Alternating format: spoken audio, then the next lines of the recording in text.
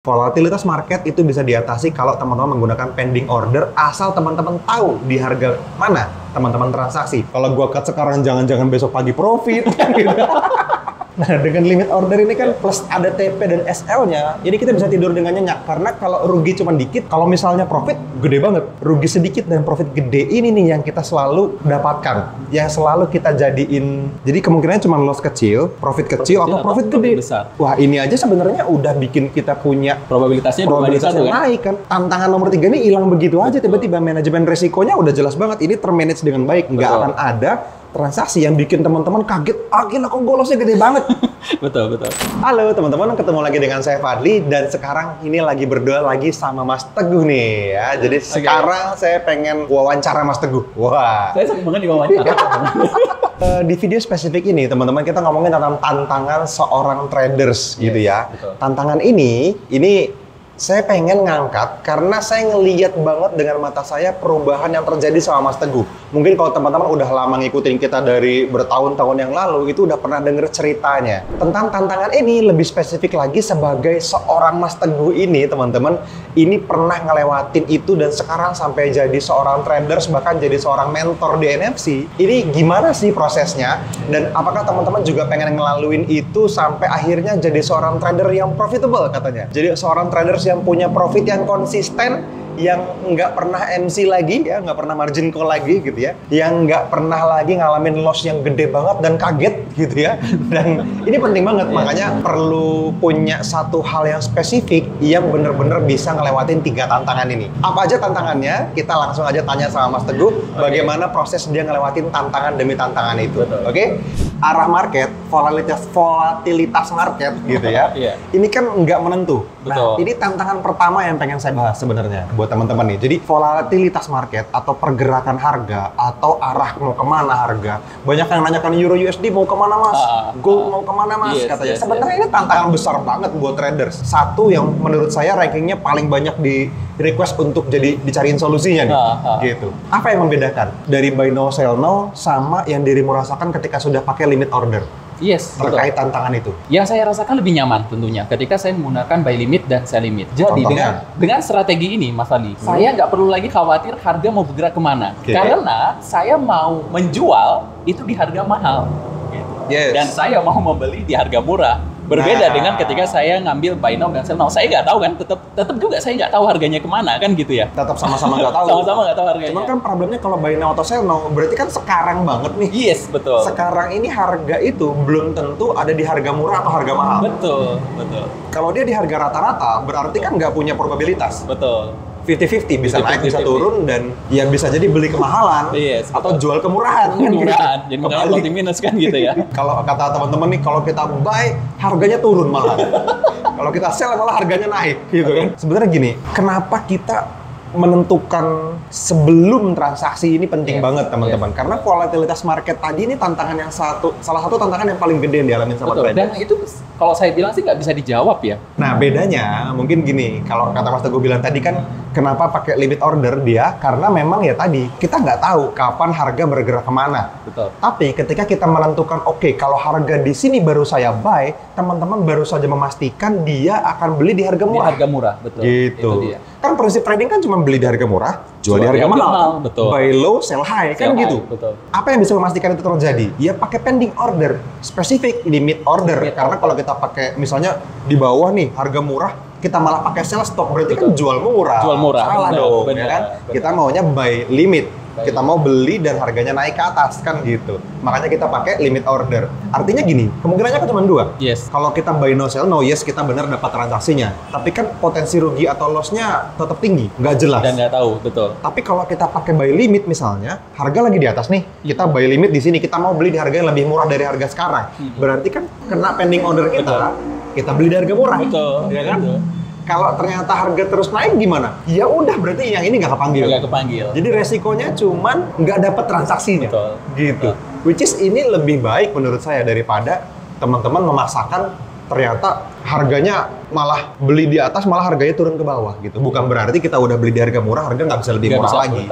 Cuman kan ketika turun ke bawah, probabilitas untuk harganya naik lebih tinggi daripada turun. Gitu. Makanya kita menggunakan pending order itu tadi gitu. Yes. Rasanya udah clear ya. Betul. Jadi volatilitas market itu bisa diatasi kalau teman-teman menggunakan pending order asal teman-teman tahu di harga mana teman-teman transaksi. Perlu di harga murah kalau buy, perlu di harga mahal kalau sell. Yes. Gitu ya. Ini kalau di seminar kita bahas nih, harga murah itu di mana sih? Harga mahal tuh di mana sih? Gitu ya. Mungkin nggak sempat lah kita bahas di sini ya. Nanti kita bahas lagi selanjutnya. Oke, tantangan nomor 2 nih Mas Teguh. Traders itu sulit mengambil keputusan. Yes. Jadi tantangan besar nomor 2 adalah pengambilan keputusan. Betul. Nah, benar sekali gitu ya kan. Tadinya dulunya gitu ya, bukan tadinya. Dulunya itu kan buy now dan sell now. Yes, ambilan keputusan ya hanya berdasarkan pergerakan harga dengan time frame yang lebih kecil berarti kan. Pasangin indikator gitu ya, dilihat garis trend line, dipasangin. Wah, macem-macem lah indikatornya banyak kayak wallpaper. jadi naga, jadi kupu-kupu ini. Badak. Akhirnya setelah dilihat semuanya, wah ini kayaknya buy sekarang nih. Langsung gitu kan. Betul. Sebenarnya semuanya hanya membantu mengambil keputusan. Nah, apa bedanya dengan pending order yang dirimu rasain kok malah lebih mudah ngambil keputusan? Yes, betul. Nah, dengan strategi ini, Mas Fadi ya, ketika saya ngambil keputusan berdasarkan buy limit atau sell limit yang saya gunakan, gitu ya, saya punya odds atau tambahan ya. Kita sering bilangnya odds enhancer, gitu Mas Fadi. Yes. Atau tambahan probabilitas untuk mengambil sebuah area itu, probabilitas area tersebut akan koreksi di sana. Gitu. Atau akan mantul di sana. Jadi kayak data pendukung tambahan yang memudahkan kita ngambil keputusan. Nah, kira-kira gitu ya buat teman-teman. Jadi tumpukan tambahan data tadi itu membuat kita mengurangi kalau menurut saya jadi sisi manusianya berkurang. Which is lebih baik. Karena kan kalau kita trading kan sebisa mungkin mechanical. Kita nggak bisa trading hanya dengan kayaknya gue pengen nih buy di sini gitu. Kayaknya gue suka nih gitu kan. Like or dislike gitu nggak bisa. Kan harus by data.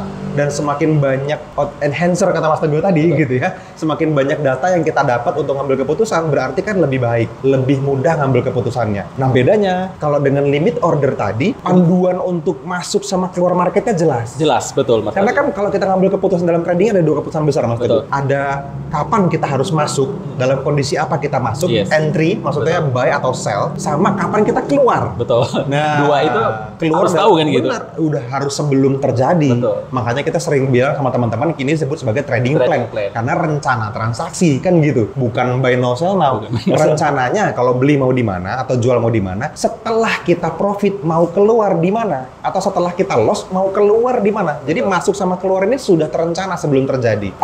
Ngurangin kerjaan otak lah, ngurangin kerjaan hati mungkin lebih tepatnya. Ngurangin mantengin cat Mas Fadi sebenarnya. Nah, itu yang mahal. Berapa banyak teman-teman yang hari ini Mas masih harus nongkrongin chat berjam-jam hanya untuk ngambil keputusan gue mau cut di mana.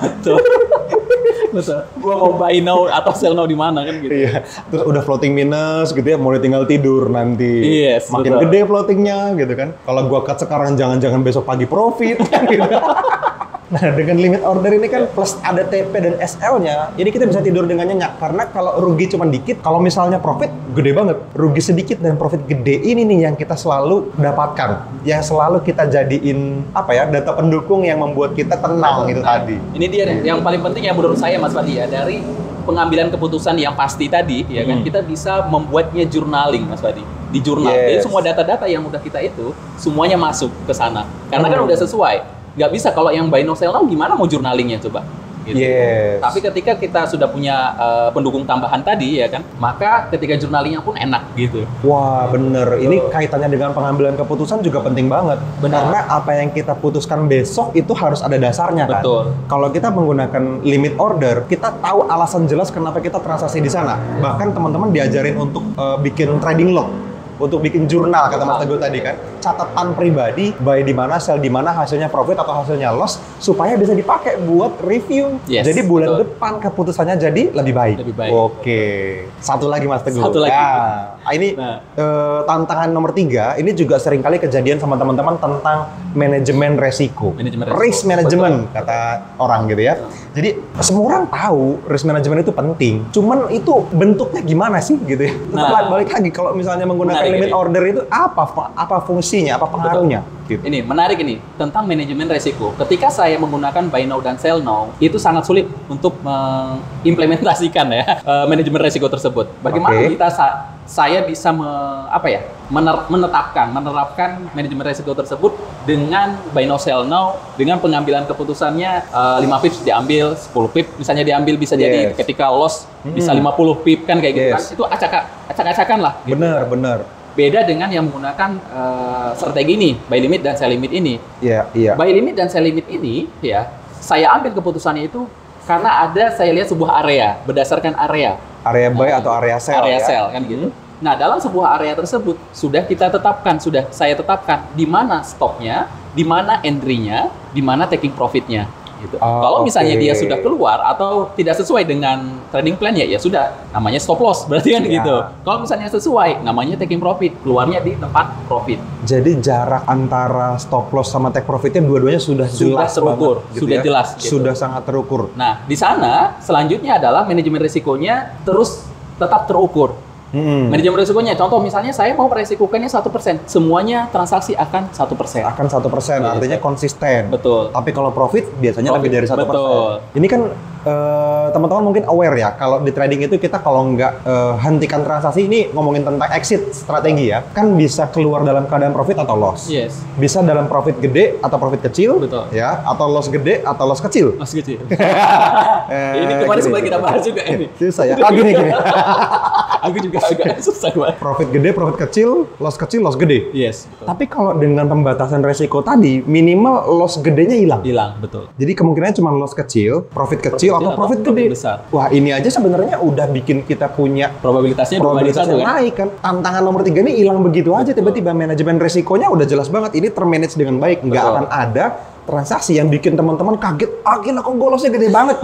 Betul. Itu hanya mungkin terjadi kalau nggak menggunakan strategi ini. Tapi kalau pakai harusnya aman. Betul. Kalau misalnya kita udah menghilangkan si potensi loss yang gedenya ini tadi, kita jadi punya rasa aman sebenarnya. Yang namanya resiko kan ada ya. Yang namanya trading kan tetap dong kita menggunakan transaksi harian yang memang memungkinkan kita rugi atau untung. Tapi kalau rugi gedenya hilang, kita jadi kayak punya batasan resiko, kayak udahlah kayak kalau kita jalan di tali lagi sirkus gitu misalnya, ketika kita kepleset, ya ada jaring pengaman di bawah, nggak akan jatuh sampai ke tanah atau ke lantai. Tapi kalau kita berhasil, semua orang tepuk tangan kan gitu, everybody happy. Tapi either way, teman-teman akan punya cara ngukur yang jelas. Seenggak-enggaknya kalaupun ada resiko yang terjadi kan kita ngerasa 1% nggak apa-apa lah gitu. Nah, kita sudah tahu kan sebelum terjadi pun kita sebelum terjadi udah tahu kalau 1% ya loss. Beda ya dengan buy now sell now. Nggak tahu berapa ini akan loss-nya kan gitu. Susah kan kalau buy now sell now kan teman-teman nggak tahu apa ini harga udah ketinggian. Bahkan kadang-kadang kan wah ini udah tinggi banget, ini tinggi banget nih kayak gold kan all time high. Waktunya sell kan gitu. Naik lagi. Nggak tahunya 700 pip Mas Ali.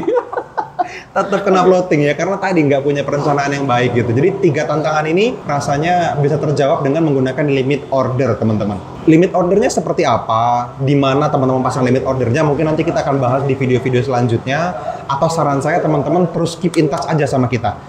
Bisa dengan banyak cara. Teman-teman bisa komentar di bawah video ini mungkin. Bisa ngobrol, Mas maksudnya limit order gimana? Mas apa yang perlu kita lakukan? Mas kita mulai dari mana? Dan seterusnya. Apapun pertanyaannya silakan isi di kolom komentar di bawah ini. Kalau teman-teman mau percepat tanya lebih serius lagi, tonton banyak video di YouTube ini. Supaya teman-teman ngerti, psikologi tradingnya itu harus seperti apa. Teknikalnya harus seperti apa. Bahkan kita live seminggu 2 kali ya. Betul. Untuk ngelihat cara pandang saya, Mas Teguh, dan mentor-mentor yang lain di Market Live. Nah, mungkin kalau misalnya teman-teman pengen, Mas, tapi ada nggak? Ini kan YouTube kan ratusan video. Betul. Terus proses teleponan, chatting, mentoring ini kan juga panjang. Cara tercepat, termudah, termurah itu gimana? Nah, menurut dirimu sepanjang kenal kita, apa cara yang paling mudah, murah, cepet buat teman-teman Mas Teguh? Shortcutnya ikutin seminar kita, Mas Fadli. Seminar NFC. Yes, seminar NFC. Ini seminar terdekat kita tuh tanggal 11 Desember. 11 Desember ya waktu video ini direkam, dan mungkin teman-teman setelah 11 Desember baru tonton pun, ya tadi tanya aja ke tim NFC bisa. Gitu ya. Tapi kalau sebelum tanggal 11 makanya teman-teman subscribe YouTube ini supaya dapat infonya pas videonya upload gitu ya. Seminar itu kenapa bisa bikin teman-teman cepat banget belajar, dan kalau murah jelas murah banget sih kalau ini mah. Yang pertama, ketika teman-teman ikutan seminar ini, teman-teman akan tahu alasan kenapa kita buy dan sell di sana. Tempat entry-nya teman-teman tahu alasannya itu. Yang mana itu menjadi pertanyaan teman-teman gitu kan. Yang mana itu menjadi pertanyaan ya tadi di tantangan-tantangan tadi. Ini gua harus beli di mana? oke, pakai buy limit atau pakai sell limit. Terus sell di mana? Sell limitnya di mana? Buy limitnya di mana? Di sini bisa dijawab. Kalau satu pertanyaan itu terjawab, tiga-tiganya tantangan yang tadi selesai semua. Selesai sudah. Mau volatilitas market, mau pengambilan keputusan, mau manajemen resiko, tiga-tiganya yes, saya bisa pastikan terjawab dari seminar kita. Gitu ya. Dan kabar baiknya teman-teman, seminar ini juga akan berkelanjutan. Jadi kalau Desember ternyata udah lewat, teman-teman baru tonton videonya, nggak apa-apa. Langsung aja kejar tim kita untuk minta jadwal terdekat. Dan buat teman-teman yang nonton sebelum 11 Desember, masih ada waktu untuk daftar. Caranya gimana tadi? Lagi-lagi silakan chat aja ke tim kita dan pastiin teman-teman ikutan dan teman-teman bisa dapetin semuanya. Rekamannya dapat seminar. Kita 5 hari loh teman-teman seminarnya. Teman-teman juga dapetin webinar pendampingan setelah seminar 8 pertemuan. Wah, 8 pertemuan itu kayaknya lumayan. Nah, itu gak ada yang mau bikin, cuman kita dah. dengan cost segitu murahnya ya kalau udah. Kita tuh cuman pengen ada akad aja lah sama teman-teman ya. Kalau harga mah kayaknya nggak masuk akal dengan value yang akan teman-teman dapatkan. Ada door price $2.250 akun trading buat peserta. Ada souvenir, ada kelas gratis, ada mentoring gratis untuk door price. Ada apa lagi? Merchandise. Tumbler, jaket, kaos, macam-macam. Semuanya teman-teman dapat kalau teman-teman ikutan seminar kita. Itu aja teman-teman. Mudah-mudahan teman-teman bisa dapetin manfaat dari seminar kita dan kita ketemu di video-video selanjutnya. Itu aja dari saya. Thank you and bye-bye.